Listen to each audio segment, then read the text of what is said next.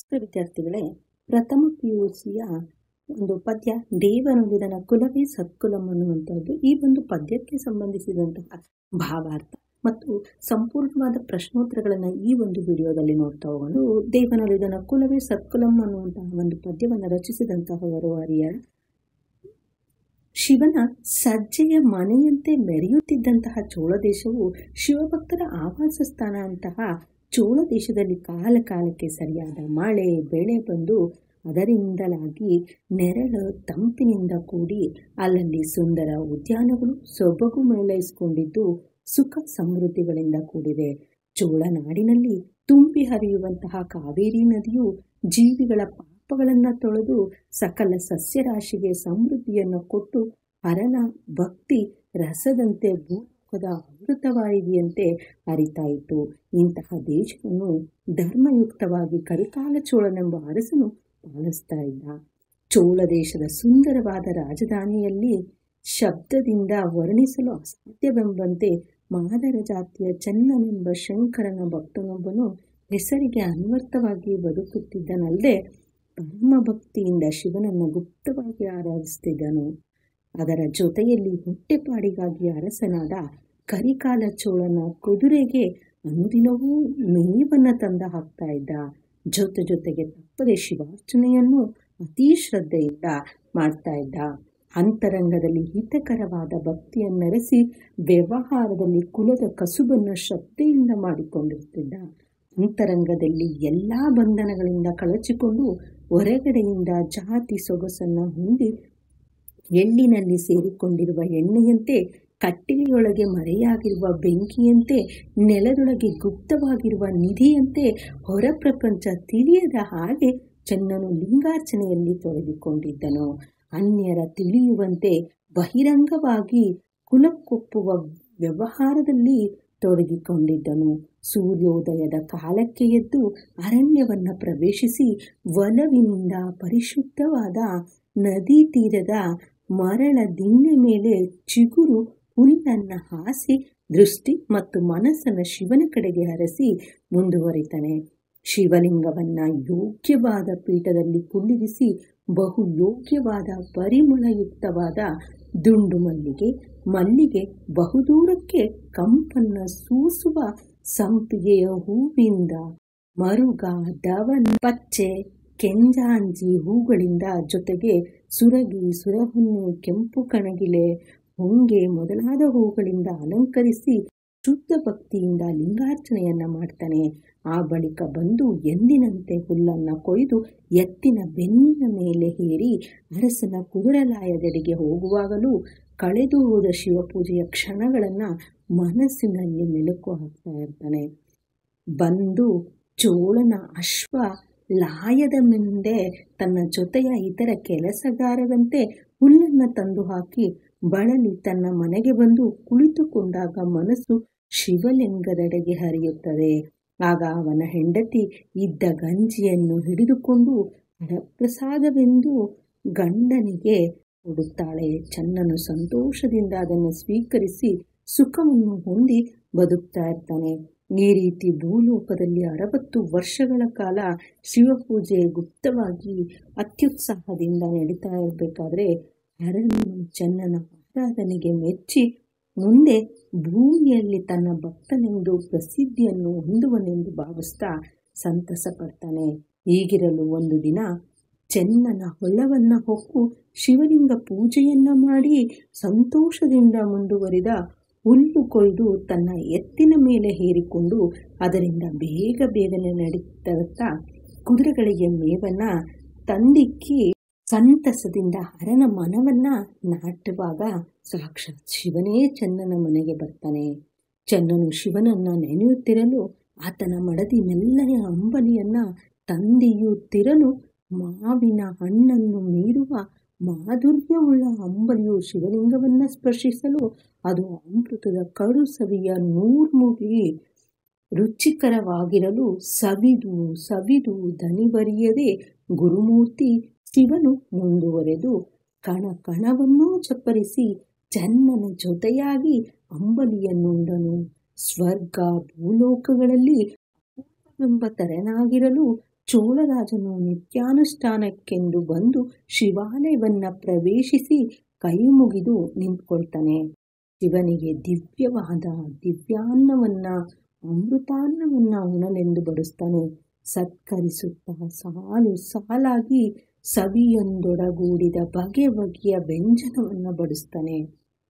ಹಪ್ಪಳ, ಕೆನೆವಾಲ ಪಾತ್ರಗಳನ್ನು, ತುಪ್ಪ, ಕೆನೆಯುಕ್ತ ಮೊಸರು, ಸಕ್ಕರೆ ಇವೆಲ್ಲವುಗಳನ್ನ ಸಾಲಾಗಿ ಬಡಿಸಿಟ್ಟು ಹೊರಬರುತ್ತಾ ಹರನು ಉಣ್ಣಲಿ ಎಂದು ಪರದೆಯನ್ನು ಮುಚ್ಚಿ ಶಿವನೇ ಸ್ವೀಕರಿಸೆಂದು ಸಂತೋಷದಿಂದ ನಮಸ್ಕರಿಸ್ತಾನೆ.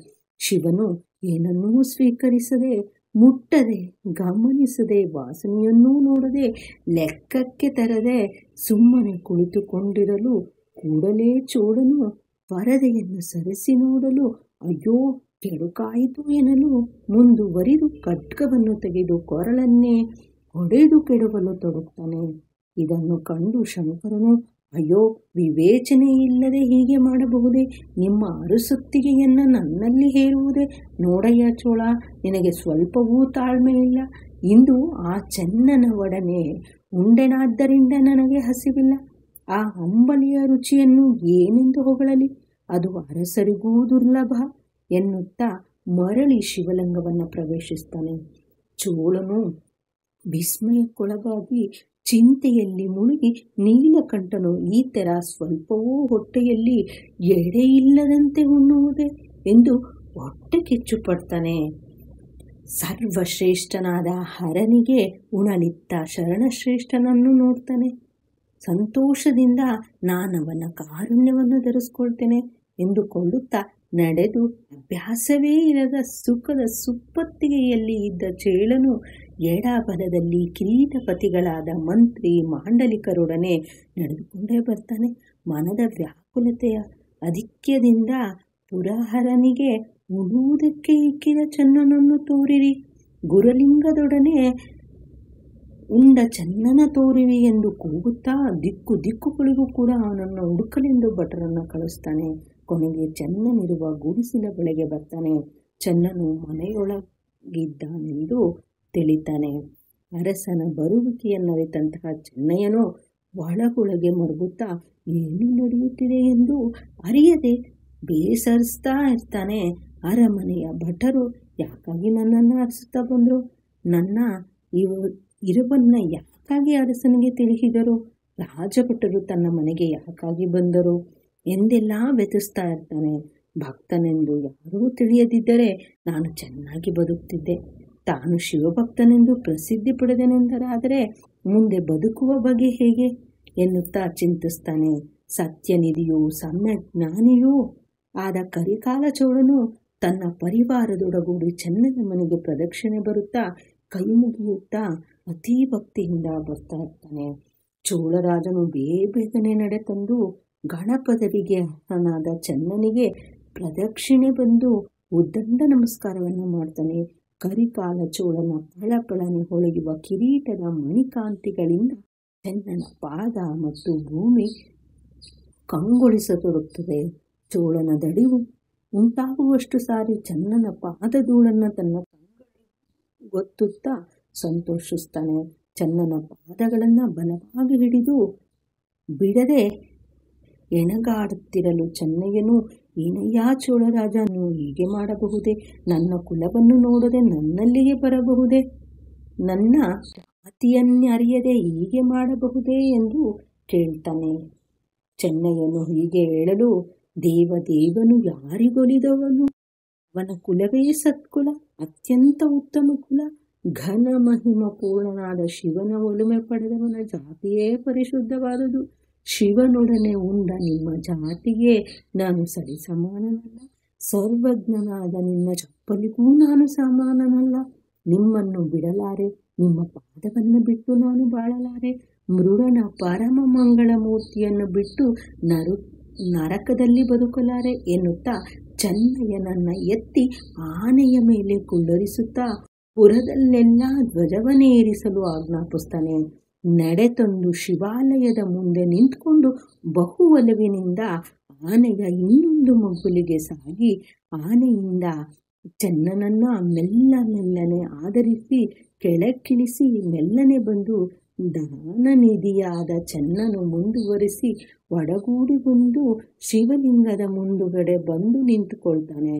ಶಿವನಿಗಭಿಮುಖವಾಗಿ ನಿಂತುಕೊಂಡು ಚೆನ್ನನು ಶಿವನ ಕುರಿತಂತೆ ಕಡುಕೋಪಗೊಳ್ಳುತ್ತಾ, ಉನ್ನತ ಚರಿತನಾದ ನೀನು ನನ್ನನ್ನ ಈ ತರ ದೂರುವುದೇ? ಚೋಳನಿಂದ ಹಿಡಿದು ತರಿಸಲ್ಪಟ್ಟ ನಾನು ಮಾಡಿದ ತಪ್ಪಾದರೂ ಏನು ಹೇಳು? ನಾನು ನಿನ್ನಲ್ಲಿ ಪದವಿಯನ್ನ ಬೇಡಿದೆನೆ, ಅರಿಯದೆ ನನ್ನಲ್ಲಿದ್ದ ಹಂಬಲಿಯನ್ನು ಕೊಟ್ಟುದಕ್ಕೆ ಹೀಗೆ ವರ್ತಿಸುವುದೇ?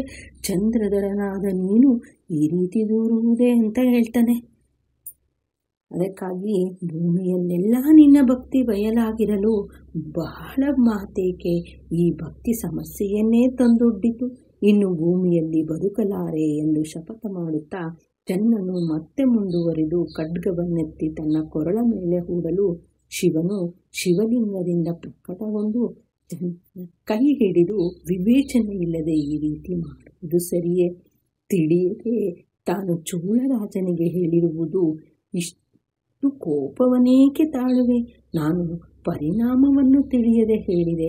ಚೆನ್ನನೇ, ತಾಳ್ಮೆಯನ್ನು ಹೊಂದಿಕೋ, ನಿನಗೆ ಆತುರಬೇಕೆ ಎಂದು ಶಿವನು ಚೆನ್ನನಿಗೆ ಸ್ನೇಹದಿಂದ ಮಾತನಾಡಿ ಚೋಳರಾಜನಿಗೆ ಚೆನ್ನನನ್ನ ತೋರಿ ಈ ರೀತಿಯಾಗಿ ಹೇಳ್ತಾನೆ. ನೋಡಯ್ಯ ಚೋಳನೆ, ಡಾಂಬಿಕತೆಯ ಆಡಂಬರವನ್ನ ಬಿಟ್ಟು ಲಿಂಗದ ಮೇಲೆ ಅಭಿಮಾನದಿಂದ ರಹಸ್ಯವಾಗಿ ಪೂಜೆ ಮಾಡಿದಂತಹ ಮೌನಿ ಈ ಮಾದಾರ ಚೆನ್ನಯ್ಯನೆಂದು ಕೊಂಡಾಡುತ್ತಿರಲು ಹೂಮಳೆ ಸುರಿತದೆ. ಆಕಾಶದಲ್ಲಿ ದುಂದು ಬಿಧ್ವನಿಯು ಮೊಳಗಲಾರಂಭಿಸುತ್ತಿತ್ತು. ಅಲ್ಲಿಗೆ ಬಂದ ಪುಷ್ಪಕ ವಿಮಾನದಲ್ಲಿ ಶಿವನು ಚೆನ್ನನನ್ನ ಕುಳ್ಳಿರಿಸಿಕೊಂಡು ಸಂತಸದಿಂದ ಸಂಭ್ರಮಿಸಿ ಕೈಲಾಸವನ್ನ ಪ್ರವೇಶಿಸಿ ಸಿಂಹಾಸನವನ್ನ ಏರಿ ತನ್ನ ಪತ್ನಿ ಪಾರ್ವತಿಗೆ ಚೆನ್ನನನ್ನ ಸಂತೋಷದಿಂದ ತೋರಿಸ್ತಾನೆ.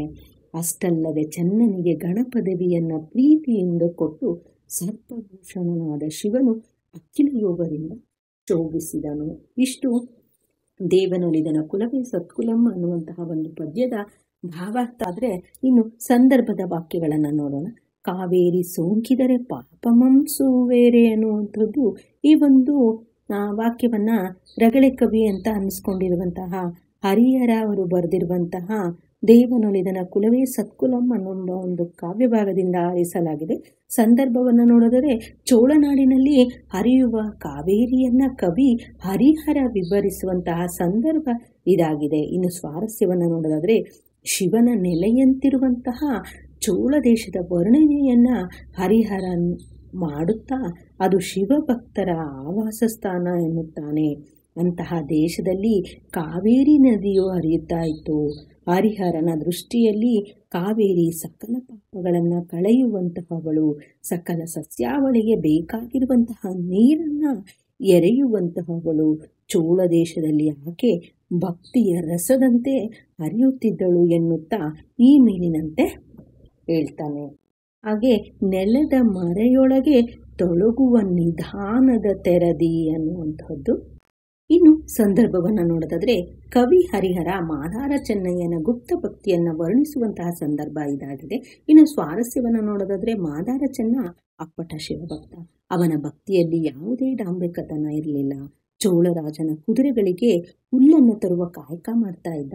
ಈತ ಕಾಯಕದ ಜೊತೆಗೆ ಶಿವಭಕ್ತಿಯನ್ನು ಬಹಳ ಶುದ್ಧವಾಗಿ ಕೈಗೊಳ್ತಾ ಇದ್ದ. ಅವನಲ್ಲಿ ಅಡಕವಾದಂತಹ ಭಕ್ತಿಯು ಎಳ್ಳಿನ ಒಳಗೆ ಅಡಕವಾದ ತೈಲದಂತೆ, ಮರದ ಒಳಗೆ ಅಡಕವಾದ ಬೆಂಕಿಯಂತೆ, ಭೂಮಿಯ ಒಳಗೆ ಅಡಕವಾದ ಸಂಪತ್ತಿನಂತೆ ಯಾರಿಗೂ ಗೊತ್ತಾಗದ ರೀತಿಯಲ್ಲಿ ಇತ್ತು ಎಂದು ಕವಿ ಹರಿಹರ ವಿವರಿಸುವಾಗ ಈ ಮೇಲಿನಂತೆ ಹೇಳ್ತಾನೆ. ಸೋಂಪೇರಿ ಚಿತ್ತ ಜಾರಿಯ ಚಿತ್ತಮಂ ಸೋಂಕೆಯನ್ನಿರುವಂತಹದ್ದು. ಈ ಒಂದು ವಾಕ್ಯದ ಸಂದರ್ಭವನ್ನು ನೋಡುವುದಾದ್ರೆ ಕವಿ ಹರಿಹರ ಮಾದಾರ ಚೆನ್ನಯ್ಯನಲ್ಲಿರುವಂತಹ ಶಿವನ ಕುರಿತಾದ ಗುಪ್ತ ಭಕ್ತಿಯ ಉನ್ನತಿಯನ್ನ ವಿವರಿಸುವಂತಹ ಸಂದರ್ಭ ಇದಾಗಿದೆ. ಇನ್ನು ಸ್ವಾರಸ್ಯವನ್ನು ನೋಡೋದಾದ್ರೆ ಮಾದಾರ ಚೆನ್ನನ ಭಕ್ತಿ ಅದು ಕಲ್ಮಶರಹಿತವಾದಂಥದ್ದು. ಕಾಡಿಗೆ ಹೋದವನು ಮೊದಲು ಶಿವಪೂಜೆಯನ್ನ ಮಾಡಿ ಆನಂತರ ತನ್ನ ಕಾಯಕದಲ್ಲಿ ತಲ್ಲೀನನಾಗ್ತಾ ಇದ್ದ. ಹೀಗಿರಲು ಒಂದು ದಿನ ಶಿವ ಅವನ ಭಕ್ತಿಯನ್ನ ಜಗತ್ತಿಗೆ ಸಾರುವ ಮನಸ್ಸನ್ನ ಹೊಂದ್ತಾನೆ. ಶಿವನನ್ನು ಆರಾಧಿಸ್ತಾನೆ. ಎಂದಿನಂತೆ ಚೆನ್ನನೂ ಕೂಡ ಪೂಜೆಯ ನಂತರ ಹುಲ್ಲನ್ನು ಕೊಯ್ದು ಎತ್ತಿನ ಮೇಲೆ ಹೇರಿ ತಂದು ಆ ದಿನ ವಿಶೇಷವಾಗಿ ಹರನ ಮನವನ್ನು ನಾಟಿರ್ತಾನೆ ಎನ್ನುತ್ತಾ ಕವಿ ಈ ಮೇಲಿನಂತೆ ಹೇಳ್ತಾರೆ. ಇನ್ನು ಉಂಡನಭವಂ ಸ್ವರ್ಗ ಮರ್ತ್ಯಕ್ಕೆ ಹೊಸತಾಗಿ ಅನ್ನುವಂಥದ್ದು ಈ ಒಂದು ವಾಕ್ಯದ ಸಂದರ್ಭವನ್ನು ನೋಡಿದ್ರೆ ಕವಿಯು ಶಿವನು ಮಾದಾರ ಚೆನ್ನಯ್ಯನ ಜೊತೆ ಅಂಬಲಿಯನ್ನು ಸೇವಿಸುವಂತಹ ಸಂದರ್ಭವನ್ನು ವಿವರಿಸ್ತಾರೆ. ಸ್ವಾರಸ್ಯವನ್ನು ನೋಡಿದ್ರೆ ಒಂದಿನ ಚೆನ್ನನು ಹೊಲವನ್ನು ಹೊಕ್ಕುವ ಶಿವಪೂಜೆಯನ್ನು ಮಾಡಿ ಸಂತೋಷದಿಂದ ಮುಂದುವರೆದು ಹುಲ್ಲು ಕೊಯ್ದು ತನ್ನ ಎತ್ತಿನ ಮೇಲೆ ಹೇರಿಕೊಂಡು ಆದರದಿಂದ ಮನೆಗೆ ಬೇಗನೆ ನಡೆತರುತ್ತಾ ಕುದುರೆಗಳಿಗೆ ಮೇವನ್ನು ತಂದಿಕ್ಕಿ ಸಂತಸದಿಂದ ಹರನ ಮನವನ್ನು ನಾಟಿರಲು ಸಾಕ್ಷಾತ್ ಶಿವನೇ ಚೆನ್ನನ ಮನೆಗೆ ಬಂದಿರ್ತಾನೆ. ಆಗ ಆತನ ಮಡದಿಯು ತಿನ್ನಲು ಅಂಬಲಿಯನ್ನು ತರ್ತಾಳೆ. ಮಾವಿನ ಹಣ್ಣಿನ ರುಚಿಯನ್ನು ಮೀರಿದ ಆ ಅಂಬಲಿಯನ್ನು ಶಿವ ಆಸ್ವಾದಿಸ್ತಾನೆ. ಇದು ಸ್ವರ್ಗಲೋಕಕ್ಕೆ ಭೂಲೋಕಕ್ಕೆ ಹೊಸದಾಗಿತ್ತು ಎನ್ನುವುದನ್ನು ಕವಿ ಈ ಮೇಲಿನ ವಾಕ್ಯದ ಮೂಲಕ ವಿವರಿಸ್ತಾರೆ. ಇನ್ನು ನಿಮ್ಮರಸುತನವೆಮ್ಮಲ್ಲಿ ಮಾಡ್ಬರೆ ಅನ್ನುವಂಥದ್ದು ಈ ಒಂದು ವಾಕ್ಯದ ಸಂದರ್ಭವನ್ನು ನೋಡಿದ್ರೆ ಶಿವನು ಚೋಳರಾಜನಿಗೆ ಹೇಳ್ತಾನೆ. ಸ್ವಾರಸ್ಯವನ್ನು ನೋಡಿದ್ರೆ ಬಗೆಯ ಭಕ್ಷ್ಯಗಳನ್ನು ತಂದು ಚೋಳರಾಜನು ತಂದಿಡಲು ಶಿವ ಅದನ್ನು ಸ್ವೀಕರಿಸುವುದಿಲ್ಲ. ಇದರಿಂದ ತೀವ್ರ ಆತಂಕಿತನಾದಂತಹ ರಾಜ ಹಿಂದು ಮುಂದೆ ಆಲೋಚಿಸದೆ ತನ್ನ ಕತ್ತಿಯಿಂದ ಕೊರಳನ್ನು ಕತ್ತರಿಸಿಕೊಳ್ಳಲು ಮುಂದಾಗ್ತಾನೆ. ಆಗ ಇದನ್ನು ಗಮನಿಸಿದಂತಹ ಶಿವ ರಾಜನಲ್ಲಿ, ಅಯ್ಯೋ, ವಿವೇಚನೆ ಇಲ್ಲದೆ ಹೀಗೆ ಮಾಡುವುದು ಸರಿಯಲ್ಲ. ನಿನ್ನ ಅರಸುತನದ ಗುಣವನ್ನ ನನ್ನಲ್ಲಿ ಹೇರುವುದೇ ಎಂದು ಮೇಲಿನಂತೆ ಹೇಳ್ತಾನೆ. ಮುಂದಿನದು ನಿಂದು ಚೋಳಂ ಕೌತುಕ ಮೆಕ್ಕು ನೋಡು ತಮ್ಮ ಅನ್ನುವಂಥದ್ದು ಈ ಒಂದು ವಾಕ್ಯದ ಸಂದರ್ಭವನ್ನು ನೋಡಿದ್ರೆ ಮಾದಾರ ಚೆನ್ನಯ್ಯನ ಮನೆಯಲ್ಲಿ ಉಂಡ ಶಿವನು ಆ ಸವಿಯನ್ನು ಹೇಳುವ ಸಂದರ್ಭದಲ್ಲಿ ಚೋಳರಾಜನಿಗೆ ಉಂಟಾಗುವಂತಹ ಕೌತುಕವನ್ನು ಕವಿ ವಿವರಿಸುವಂತಹ ಸಂದರ್ಭ ಇದಾಗಿದೆ. ಸ್ವಾರಸ್ಯವನ್ನು ನೋಡೋದಾದ್ರೆ ಚೋಳರಾಜನನ್ನ ಸಮಾಧಾನ ಪಡಿಸ್ತಾ ಶಿವ, ನಿನಗೆ ಸ್ವಲ್ಪವೂ ತಾಳ್ಮೆ ಇಲ್ಲ. ಇಂದು ನಾನು ಮಾದಾರ ಚೆನ್ನನ ಮನೆಯಲ್ಲಿ ಉಂಡಿನಿದ್ದನಾದ್ದರಿಂದ ನನಗೆ ಸ್ವಲ್ಪವೂ ಕೂಡ ಹಸಿವಿಲ್ಲ. ಚೆನ್ನನನ್ನು ಕೊಟ್ಟ ಆ ಅಂಬಲಿಯ ರುಚಿಯನ್ನು ಏನೆಂದು ಹೊಗಳಲಿ, ಅದು ಅರಸರಿಗೂ ದುರ್ಲಭ ಎನ್ನುತ್ತಾ ಮರಳಿ ಶಿವಲಿಂಗವನ್ನ ಸೇರ್ತಾನೆ. ಆಗ ಚೇಳನು ಈ ವಿಷಯದಿಂದ ವಿಸ್ಮಯಕ್ಕೊಳಗಾಗಿ ಎಂದು ಕವಿ ಈ ಮೇಲಿನಂತೆ ಹೇಳ್ತಾರೆ. ಮುಂದೆ ಇಳಿಪಿದಂ ಸರ್ವಾಂಗಮಂ ಚೆನ್ನನಂಗ್ರಿಯೋಳು ಅನ್ನುವಂಥದ್ದು ಈ ಒಂದು ವಾಕ್ಯದ ಸಂದರ್ಭವನ್ನು ನೋಡಿದರೆ ಮಾದಾರ ಚೆನ್ನನಿಗೆ ಚೋಳರಾಜ ಸಾಷ್ಟಾಂಗ ನಮಸ್ಕಾರ ಹಾಕಿದ ಪ್ರಸಂಗವನ್ನು ವಿವರಿಸುವಂತಹ ಸಂದರ್ಭ ಇದಾಗಿದೆ. ಸ್ವಾರಸ್ಯ, ಮಾದಾರ ಚೆನ್ನನ ಗುರುಭಕ್ತಿಯು ಅರಿವಾಗ್ತಾ ಇದ್ದಂತೆ ಚೋಳ ಭೂಪಾಲನಿಗೆ ಅವನನ್ನು ಕಾಣುವ ಹಂಬಲ ತೀವ್ರವಾಗುತ್ತದೆ. ತನ್ನ ಮಂತ್ರಿ ಮಾಂಡಲಿಕರೊಡನೆ ಚೆನ್ನನಿಗೂ ಪರಿತಪಿಸುತ್ತಾ ಹುಡುಕುತ್ತಾ ಚೆನ್ನನ ಗುಡಿಸಲಿಗೆ ಬರ್ತಾನೆ. ಅವನನ್ನು ನೋಡಿದ ರಾಜನಿಗೆ ಅವನ ಮೇಲಿನ ಭಕ್ತಿ ತೀವ್ರವಾಗಿ ತನ್ನ ಸರ್ವಾಂಗಗಳನ್ನು ಆತನ ಪಾದದ ಮೇಲೆ ಇಳುಗುತ್ತಾನೆ. ಇದನ್ನೇ ಕವಿ ಮೇಲಿನಂತೆ ವಿವರಿಸ್ತಾರೆ. ಮುಂದಿನದು ದೇವನುಲಿದನ ಕುಲವೇ ಸತ್ಕುಲಂ ಅನ್ನುವಂಥದ್ದು ಈ ಒಂದು ವಾಕ್ಯದ ಸಂದರ್ಭವನ್ನು ನೋಡೋದಾದ್ರೆ ಚೋಳರಾಜನು ಈ ಮಾತನ್ನ ಹೇಳ್ತಾನೆ. ವಿಸ್ಮಯಕ್ಕೆ ಒಳಗಾದ ಚೋಳರಾಜ ನಂತರ ಚೆನ್ನನಿಗಾಗಿ ಪರಿತಪಿಸಿ ಆತನು ಇರುವಂತಹ ಸ್ಥಳಕ್ಕೆ ಧಾವಿಸಿ ಆತನಿಗೆ ಉತ್ತಂಡ ನಮಸ್ಕಾರವನ್ನ ಮಾಡಿ ಪಾದವನ್ನ ಹಿಡಿದು ಬಿಡುವುದಿಲ್ಲ ಅಂತಾನೆ. ಆಗ ಚೆನ್ನನು, ಏನಯ್ಯ ಚೋಳರಾಜ, ನೀನು ಹೀಗೆ ಮಾಡಬಹುದೇ? ನನ್ನ ಕುಲವನ್ನ ನೋಡದೆ ನನ್ನಲ್ಲಿಗೆ ಬರಬಹುದೇ? ನನ್ನ ಜಾತಿಯನ್ನರಿಯದೆ ಹೀಗೆ ಮಾಡಬಹುದೇ ಎಂದು ಕೇಳಿದಾಗ ಚೋಳರಾಜನು ಈ ಮೇಲಿನ ಮಾತಿನಂತೆ ಹೇಳ್ತಾನೆ. ಮುಂದಿನದು ಮೇದಿನಿಗೆ ಬೀದಿಗರು ಆದುದೆನ್ನಯ್ಯ ಭಕ್ತಿ ಅನ್ನುವಂಥದ್ದು ಈ ಒಂದು ವಾಕ್ಯದ ಸಂದರ್ಭವನ್ನು ನೋಡಿದ್ರೆ ಶಿವನಿಂದ ತನ್ನ ಗುಪ್ತ ಭಕ್ತಿ ಬಯಲಾದ ಸಂದರ್ಭದಲ್ಲಿ ಮಾದಾರ ಚೆನ್ನಯ್ಯ ಹೇಳುವಂತಹ ಮಾತು ಇದಾಗಿದೆ. ಸ್ವಾರಸ್ಯವನ್ನು ನೋಡೋದಾದ್ರೆ ಚೋಳರಾಜ ಆನೆಯಿಂದ ಚೆನ್ನನನ್ನು ಮೆಲ್ಲನೆ ಆಧರಿಸಿ ಕೆಳಕಿಳಿಸಿ ಅವನನ್ನ ಜೊತೆಗೂಡಿ ಶಿವಲಿಂಗದ ಮುಂದೆ ಬಂದು ನಿಂತ್ಕೊಳ್ತಾನೆ. ಶಿವನಿಗೆ ಎದುರಾಗಿ ನಿಂತ್ಕೊಂಡು ಚೆನ್ನನು ಶಿವನ ಕುರಿತಂತೆ ಕಡುಕೋಪಗೊಳ್ಳುತ್ತಾ, ಉನ್ನತ ಚರಿತನಾದ ನೀನು ನನ್ನನ್ನು ಈ ತರಹ ಚೋಳನಿಂದ ತರಿಸಲ್ಪಟ್ಟ ನಾನು ಮಾಡಿದ ತಪ್ಪಾದರೂ ಏನು? ನಾನು ನಿನ್ನಲ್ಲಿ ಪದವಿಯನ್ನು ಬೇಡಿದ್ದೇನೆ, ತಿಳಿಯದೆ ನನ್ನಲ್ಲಿದ್ದ ಅಂಬಲಿಯನ್ನು ಕೊಟ್ಟಿದ್ದಕ್ಕೆ ಹೀಗೆ ವರ್ತಿಸುವುದೇ? ಚಂದ್ರಧರನಾದ ನೀನು ಈ ರೀತಿ ದೂರುವುದೇ ಎನ್ನುತ್ತಾ ಈ ಮೇಲಿನಂತೆ ಹೇಳ್ತಾನೆ. ಹಾಗೆ ಮುಂದಿನ ಒಂದು ಒಂದು ವಾಕ್ಯದ ಪ್ರಶ್ನೋತ್ತರಗಳು. ಚೋಳ ದೇಶವು ಯಾರಿಗೆ ನೆಲೆಯಾಗಿತ್ತು ಅಂತ, ಚೋಳ ದೇಶವು ಶ್ರೀ ಶಿವನ ನೆಲೆಯಾಗಿತ್ತು. ಚೋಳ ದೇಶವನ್ನು ಆಳುತ್ತಿದ್ದಂತಹ ದೊರೆ ಯಾರು ಅಂದರೆ ಅದು ಕರಿಕಾಲ ಚೋಳ. ಚೆನ್ನೈಯನ್ನು ಮಾಡುತ್ತಿದ್ದಂತಹ ಕಾಯಕ ಯಾವುದು ಅಂದರೆ ಅವನು ಚೋಳರಾಜನ ಕುದುರೆಗೆ ಮೇವಿನ ಹುಲ್ಲನ್ನು ತರುವಂತಹ ಕಾಯಕವನ್ನ ಮಾಡ್ತಾರೆ. ಚೆನ್ನೈಯನ್ನು ಹುಲ್ಲನ್ನು ಯಾವುದರ ಮೇಲೆ ಹೇರಿಕೊಂಡು ಬರ್ತಾ ಇದ್ದ ಅಂದರೆ ಚೆನ್ನೈಯನ್ನು ಹುಲ್ಲನ್ನ ಎತ್ತಿನ ಮೇಲೆ ಹೇರಿಕೊಂಡು ಬರ್ತಾ ಇದ್ದ. ಶಿವನು ಯಾರ ಜೊತೆ ಊಟ ಮಾಡಿದನು ಅಂದರೆ ಶಿವನು ಮಾದಾರ ಚೆನ್ನಯ್ಯನ ಜೊತೆ ಊಟ ಮಾಡ್ತಾನೆ. ಚೆನ್ನಯ್ಯನನ್ನು ಹುಡುಕಲು ಚೋಳರಾಜನು ಯಾರನ್ನ ಕಳಿಸ್ತಾನೆ ಅಂತಂದ್ರೆ ಆತ ಚೋಳರಾಜನು ದೂತರನ್ನ ಕಳಿಸ್ತಾನೆ. ಚೋಳರಾಜನು ಚೆನ್ನಯ್ಯನನ್ನ ಶಿವಾಲಯಕ್ಕೆ ಹೇಗೆ ಕರೆತರ್ತಾನೆ ಅಂತಂದ್ರೆ ಚೋಳರಾಜನು ಚೆನ್ನಯ್ಯನನ್ನ ಮಠದ ಆನೆಯ ಮೂಲಕ ಶಿವಾಲಯಕ್ಕೆ ಕರೆತರ್ತಾನೆ. ಕೈಲಾಸದಲ್ಲಿ ಚೆನ್ನಯ್ಯನಿಗೆ ಯಾವ ಪದವಿ ಲಭಿಸ್ತು ಅಂದ್ರೆ ಆತನಿಗೆ ಗಣ ಪದವಿ ಲಭಿಸ್ತದೆ. ಇನ್ನು 2-3 ವಾಕ್ಯದ ಪ್ರಶ್ನೋತ್ತರಗಳು. ಕಾವೇರಿ ನದಿಯ ಮಹಿಮೆಯಂತಹದ್ದು ಅನ್ನುವಂಥದ್ದು. ಕಾವೇರಿಯು ಸಕಲ ಪಾಪಗಳನ್ನು ಕಳೆಯುವ ಪಾಪನಾಶಿನಿಯಾಗಿದ್ದಾಳೆ. ಸಕಲ ಸಸ್ಯಾವಳಿಗಳನ್ನು ಪೊರೆಯುವವಳು, ಲೋಕಕ್ಕೆ ಅಮೃತವಾರದಿಯಂತಿಹವಳು ಎಂದು ಕವಿ ಹರಿಹರ ಕಾವೇರಿಯ ಮಹಿಮೆಯನ್ನ ವರ್ಣಿಸ್ತಾನೆ. ಚೆನ್ನಯ್ಯನ ಗುಪ್ತ ಭಕ್ತಿ ಯಾವ ರೀತಿಯದ್ದು ಅಂದರೆ ಚೆನ್ನಯ್ಯನ ಗುಪ್ತ ಭಕ್ತಿಯು ಎಳ್ಳಿನಲ್ಲಿ ಅಡಕವಾಗಿರುವ ತೈಲದಂತೆ, ಮರದೊಳಗೆ ಅಂದರೆ ಕಟ್ಟಿಗೆಯೊಳಗೆ ಅಡಕವಾಗಿರುವ ಅಗ್ನಿಯಂತೆ, ನೆಲದಲ್ಲಿ ಅಡಕವಾಗಿರುವ ನಿಧಾನದಂತೆ ಅಗೋಚರವಾದದ್ದು. ಶಿವಲಿಂಗವನ್ನ ಯಾವ ಯಾವ ಹೂಗಳಿಂದ ಚೆನ್ನಯ್ಯ ಸಿಂಗರಿಸ್ತಿದ್ದ ಅಂದರೆ ಚೆನ್ನಯ್ಯನು ಪರಿಮಳಯುಕ್ತವಾದಂತಹ ಮಲ್ಲಿಗೆ, ಸಂಪಿಗೆ, ಮರುಗ, ದವನ, ಸುರಗಿ, ಸುರಹೊನ್ನೆ, ಚಂಗಣಿ ಗಿಲೆಗಳಿಂದ ಹೂಗಳಿಂದ ಶಿವಲಿಂಗವನ್ನ ಸಿಂಗರಿಸ್ತಾ ಇದ್ದ. ಚೋಳರಾಜ ಚೆನ್ನಯ್ಯನ ಪಾದಗಳನ್ನ ಹಿಡಿದಾಗ ಅವನ ಪ್ರತಿಕ್ರಿಯೆ ಏನು ಅಂದರೆ ಚೋಳರಾಜ ಚೆನ್ನಯ್ಯನ ಪಾದಗಳನ್ನ ಹಿಡಿದಾಗ ಚೆನ್ನಯ್ಯ, ಏನಯ್ಯ ಚೋಳರಾಜನೇ, ಭಾನುಕುಲ ದರ್ಪಣನ ನೀನು ಹೀಗೆ ಮಾಡುವುದೇ ಅನ್ನುವಂಥದ್ದು, ನನ್ನ ಜಾತಿ ಯಾವುದು ಎಂಬುದನ್ನು ಅರ್ಥ ಮಾಡಿಕೊಳ್ಳದೆ ಈ ರೀತಿ ಮಾಡುವುದೇ ಅಂತ ಹೇಳ್ಬಿಟ್ಟು ಪ್ರತಿಕ್ರಿಯಿಸ್ತಾನೆ. ಶಿವನ ಮೇಲೆ ಚೆನ್ನಯ್ಯನು ಮುನಿಸಿಕೊಳ್ಳಲು ಕಾರಣವೇನು ಅಂತ ಇದೆ. ಅರಿಯದೆ ಅಂದರೆ ಶಿವನ ಅಂತ ಹೇಳ್ಬಿಟ್ಟು ಅರಿಯದೆ ಅಂಬಲಿಯನ್ನು ನೀಡಿದ್ದಕ್ಕಾಗಿ ನೀನು ನನ್ನ ಗುಪ್ತ ಭಕ್ತಿಯನ್ನ ಚೋಳರಾಜನ ಮೂಲಕ ಬಹಿರಂಗ ಮಾಡಿ ಈ ರೀತಿಯಾಗಿ ದೂರುವುದೇ ಎಂದು ಅವನ ಮೇಲೆ ಚೆನ್ನಯ್ಯನು ಮುನಿಸ್ಕೊಳ್ತಾನೆ. ಶಿವನು ಚೆನ್ನಯ್ಯನನ್ನು ಹೇಗೆ ಸಮಾಧಾನ ಪಡಿಸಿದನು ಅಂದರೆ ಕೊರಳನ್ನು ಕತ್ತರಿಸಿಕೊಳ್ಳಲು ಮುಂದಾದ ಚೆನ್ನಯ್ಯನ ಎದುರು ಅವನು ಪ್ರತ್ಯಕ್ಷವಾಗಿ ವಿಚಾರ ಮಾಡದೆ ಮರೆತು ಚೋಳನಿಗೆ ಹೇಳ್ದ. ಅದಕ್ಕಾಗಿ ಈ ರೀತಿಯ ಕಾರ್ಯ ಸರಿಯಲ್ಲ ಎಂದು ಚೆನ್ನಯ್ಯನನ್ನು ಸಮಾಧಾನ ಪಡಿಸ್ತಾನೆ. ಇನ್ನು 5-6 ವಾಕ್ಯಗಳಲ್ಲಿ ಉತ್ತರಿಸಿ ಅನ್ನುವಂಥದ್ದು. ಚೆನ್ನಯ್ಯ ತನ್ನ ಕಾಯಕವನ್ನು ಹೇಗೆ ಮಾಡ್ತಾ ಇದ್ದನು? ಮಾದಾರ ಚೆನ್ನನು ಕರಿಕಾಲ ಚೋಳರಾಜ ಆಳ್ತಾ ಇದ್ದಂತಹ ರಾಜ್ಯದಲ್ಲಿ ಇರುವ ಒಬ್ಬ ಅಪ್ಪಟ ಶಿವಭಕ್ತ. ಈತ ಮಾದಿಗ ಎನ್ನುವ ಕೆಳಪಂಗಡಕ್ಕೆ ಸೇರಿದವನಾಗಿದ್ದ. ಹೆಸರಿಗೆ ಅನ್ವರ್ಥವಾಗಿ ಬದುಕ್ತಾ ಇದ್ದ. ಈತ ರಾಜನ ಲಾಯದಲ್ಲಿದ್ದ ಕುದುರೆಗಳಿಗೆ ಮೇವನ್ನು ಪೂರೈಸುವಂತ ಕಾಯಕ ಮಾಡ್ತಾ ಇದ್ದ. ಚೆನ್ನನು ಉದಯದ ಸಮಯದೊಳಗೆ ಎದ್ದುಬಿಟ್ಟು ಕಾಡಿಗೆ ಹೋಗಿ ನಿರ್ಮಲವಾದ ನದಿ ತೀರಕ್ಕೆ ಹೊಕ್ಕಿ ನುಣ್ಣನೆಯ ಮರಳಿನ ದಿಣ್ಣೆಯಲ್ಲಿ ಹಸಿರು ಪತ್ರೆಗಳನ್ನು ಹಾಸಿ ಶಿವನನ್ನ ಧ್ಯಾನಿಸ್ತಾ ಕಣ್ಣು ಮತ್ತು ಮನಸ್ಸನ್ನು ತುಂಬಿಕೊಳ್ತಾ ಇದ್ದ.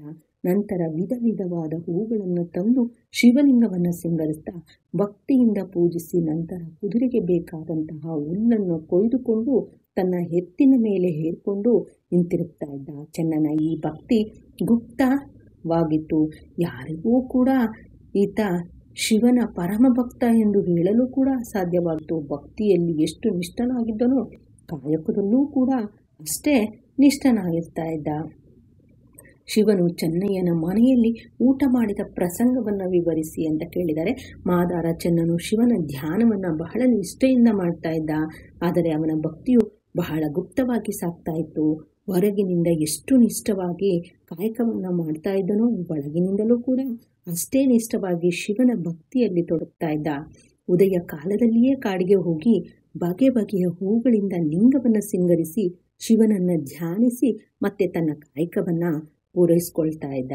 ಒಂದು ಚೋಳನ ಕುದುರೆ ಲಾಯಕ್ಕೆ ಇತರ ಕೆಲಸಗಾರರಂತೆ ಹುಲ್ಲನ್ನು ತಂದು ಹಾಕಿ ಮನೆಗೆ ಬಂದು ಶಿವನಿಗೆ ನೈವೇದ್ಯದ ರೂಪದಲ್ಲಿ ಅರ್ಪಿಸಿದ ಅಂಬಲಿಯವನ್ನು ಸ್ವೀಕರಿಸ್ತಾ ಇದ್ದ. ಈ ರೀತಿ ಭೂಲೋಕದಲ್ಲಿ 60 ವರ್ಷಗಳ ಕಾಲ ಇವನ ಶಿವಪೂಜೆ ಗುಪ್ತವಾಗಿ ನಡೀತಾ ಇತ್ತು.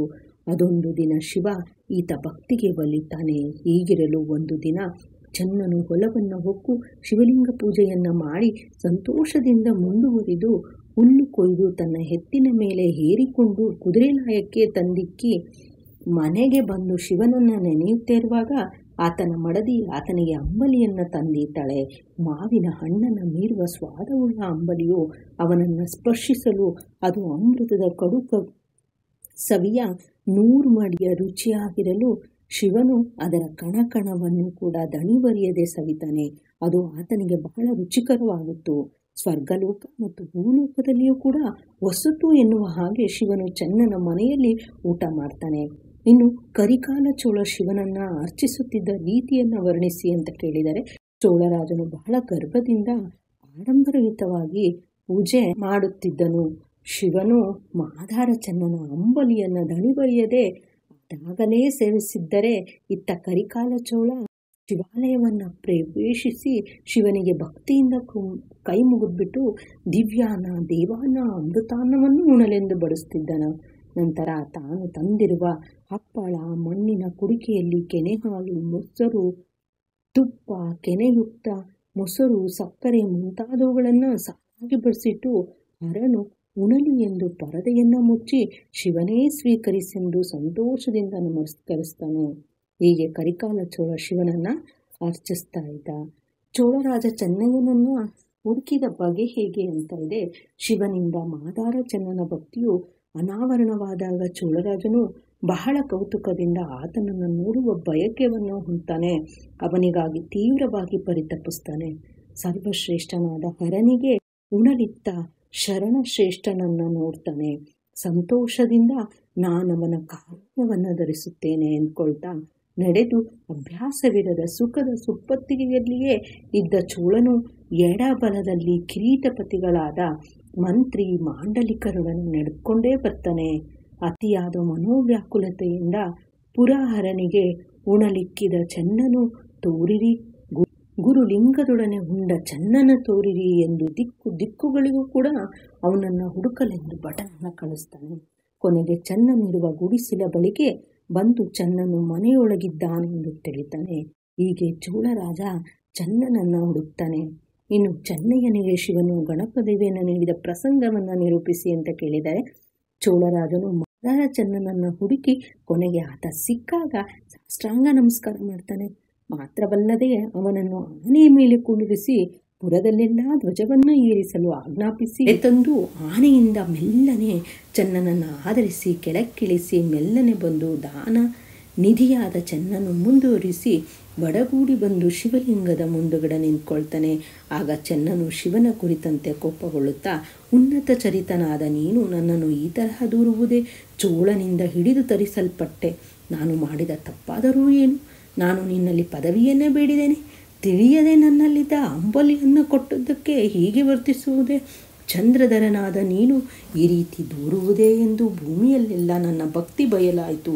ಈ ಭಕ್ತಿ ನನಗೆ ಸಮಸ್ಯೆಯನ್ನೇ ತಂದೊಟ್ಟಿತು ಎಂದು ನೊಂದುಕೊಳ್ಳುತ್ತಾ ಕತ್ತಿಯಿಂದ ಕೊರಳನ್ನು ಕತ್ತರಿಸಿಕೊಳ್ಳಲು ಮುಂದಾಗ್ತಾನೆ.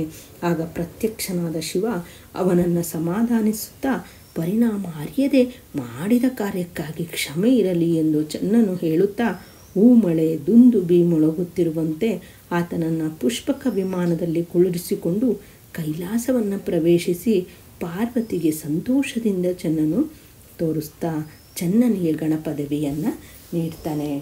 ಇಷ್ಟು ದೇವನುಳಿದನ ಕುಲವೇ ಸತ್ಕುಲಂ ಅನ್ನುವಂತಹ ಒಂದು ಪದ್ಯಕ್ಕೆ ಸಂಬಂಧಿಸಿದಂತಹ ಸಂಪೂರ್ಣವಾದ ಭಾವಾರ್ಥ ಹಾಗೂ ಪ್ರಶ್ನೋತ್ತರವಾಗಿತ್ತು. ಧನ್ಯವಾದಗಳು.